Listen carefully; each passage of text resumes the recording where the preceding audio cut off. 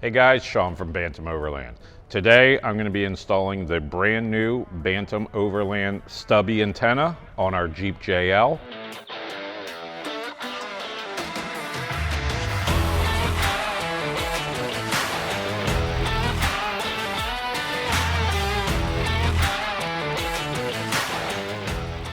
This antenna was made in conjunction with Firestik, an industry leader in CB and automotive antennas.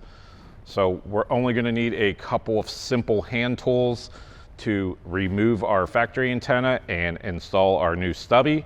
So we're going to need like a crescent wrench or a pair of pliers, and then we're going to need a 7/16 open-ended wrench to tighten up our new antenna.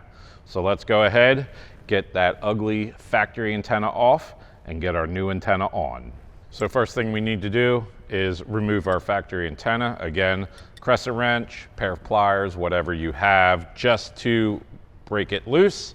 So we just need to go ahead and kind of twist, get it loose, and remove that factory antenna. We don't need this anymore, so we can go ahead and chuck that. Then we can go ahead and grab our new stubby antenna with the adapter already on. Just go ahead and thread it right back in to the factory spot. Go ahead and tighten that down as much as you can by hand. So there we go. Then we're going to go ahead, grab that 7/16 open-ended wrench and just turn it till it's all the way tight.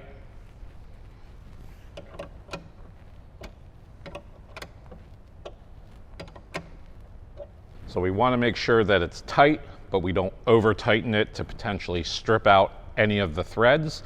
Now we've gotten questions on, does the short stubby antenna lose FM reception? The answer is no.